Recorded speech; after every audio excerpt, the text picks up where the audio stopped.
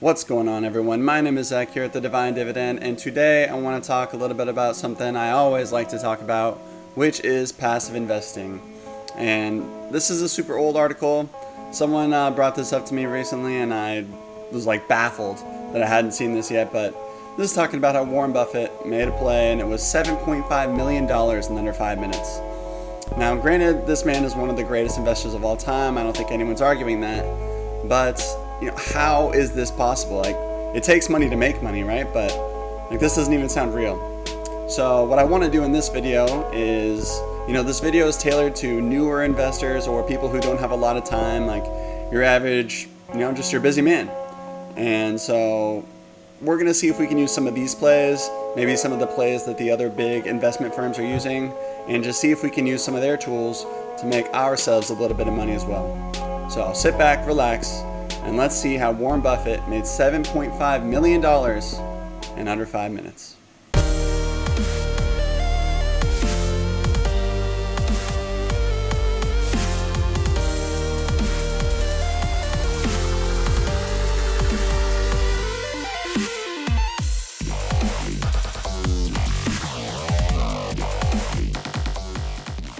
All right, so keep in mind, trading is all done on the spectrum. So you have people who are the most laid back, who are making, a couple trades a month, maybe something like that, maybe even a couple trades a year, all the way to the crazy side of quant finance and Wall Street, where you're making trades that last less than a second. And with large sums of money, making 1% in half a second is going to make you a lot of money, especially when you're repeating the process. But today I want to talk about guys like Warren Buffett, who, this trade was done in under 5 minutes, but it's a one-time thing, and then you kind of just let it play out.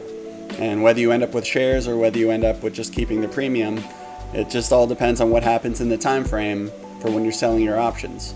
So on the one hand side, you have your companies like BlackRock. Well, BlackRock, okay? This is the BlackRock that is assets under management is in the trillions. I want to say they manage assets of 7% of the entire world. It's something outrageous like that. They are the ultimate leader. They are the bar. They are the gold standard when it comes to assets under management. So BlackRock uses their, incredible resources, and they developed this all-encompassing AI intelligence gathering program interface known as Aladdin Enterprise or Aladdin Wealth. And essentially, it's just this end-to-end investment platform. So they take you through the entire circle. Trade execution, investment operations, most importantly, analysis and risk management, and overall portfolio management. So they develop this, and essentially they can rent it out, they can lease it to other investment platforms. So pretty much everyone, well, not everyone, but a large percentage of the world's assets, especially if BlackRock itself is already at around 7%, are using this platform. So that sounds pretty good, right? There's a program out there that will do literally the entire process for you. All you have to do is pay a modest $1.5 million for integration and an annual fee. So somewhere a total of around $5.3 million. At least that's what JP Morgan had to do. And I'm sure that there's other deals going on out there for the size of your company. Maybe it's a percentage. So if you have that kind of money, this could potentially be an option for you, and maybe you should look into that. For the rest of us, let's take a look at what Warren Buffett is doing and see if we actually have a chance at using his tools. So, Warren Buffett, $7.5 million in under 5 minutes. What was he doing? So, like I said, notorious for just more of a basic, laid-back strategy. All right, Warren Buffett was selling puts. And so, the general, theory of what he's doing is he took a look at Coca-Cola when it was $39. The price of Coca-Cola right now is $57.01, so you can see how the times have changed, all right? But this article was from 2020, so September of 2020. So I'm guessing he did it somewhere in this giant wick, which ends up being perfect timing, all right? This wick, the high was $47.88, the low was $37.51. So if he saw the price at $39, it was somewhere here. And so whether or not this is the exact time he decided to buy or not, the whole premise of selling puts is saying that you think the company is a little overvalued, you don't want to pay that price for it, so you're going to sell your strike price or your put for a strike price of something lower than the current price. So when it was $39, he goes, yo, that's a little too overvalued. Look at this ridiculous drop we had right here. And he had the audacity to say, yep, we're still overvalued. Sell a put. Let me sell my put for $35 a share. All right. So $35 a share.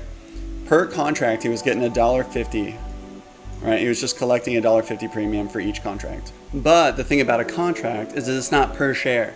Yeah, that premium that he collected, that $1.50, that is per share, but each contract is actually for 100 shares. So when you have a ton of capital on the side, you've been waiting to make a move, all you do is, I'll pull up my calculator real quick. So you got your 50,000 contracts and $1.50 per share, but times 100 shares, so times $150 premium he's collecting, that's how you actually get your $7.5 million. So realistically, for 5 minutes, that's probably like coming up with like a really cool headline. Because when you're selling these options, you're selling it to other buyers. So you're just hoping that everyone around the country, around the world, is willing to buy these contracts from you 50,000 times. Like, you need people buying them in the hundreds or the thousands at least, and all over the country. And like, it's very ambitious to say it was under 5 minutes. However, putting in the sell order for all those puts probably did happen in 5 minutes. All right. So the only reason this is like a really good idea is because you're setting your buy price. So not only that, you're also getting the guaranteed cap or the premium, like whatever people are staking up for this contract, you get that regardless of if you buy the shares or not. So when you're doing this on your end, you're coming up with a price that you're comfortable buying 100 shares at. So as you can see, if Coke is about at this time it was like about $40 a share, you're gonna need $4,000 to buy 100 shares at $40. So you got to look around at your budget and see what can I actually buy 100 shares of, and then that's the first step in using this as your own strategy. Alright, so I feel like in this video it wouldn't be very practical if I didn't show you at least how he was doing it and what it looks like to go in and do it for yourself. So there's a couple different things we can look at here, right? So if we're going by the example in the article, he bought it, or he put in his strike price for $35 when it was $39. Oh god, so 35 divided by 39. So at just under 90% of what the price was. So if we take the same percent times the current price, he was looking at contracts that would be, if he was doing the same thing right now, it would be about $51, okay? And there's a whole different slew of other factors that can go in. Like I said, he bought it during the crash that happened from the pandemic, so there was a lot of other factors that he was probably factoring in. But you should look at the stock, go back in its history, see its levels of support and resistance, find a good entry point.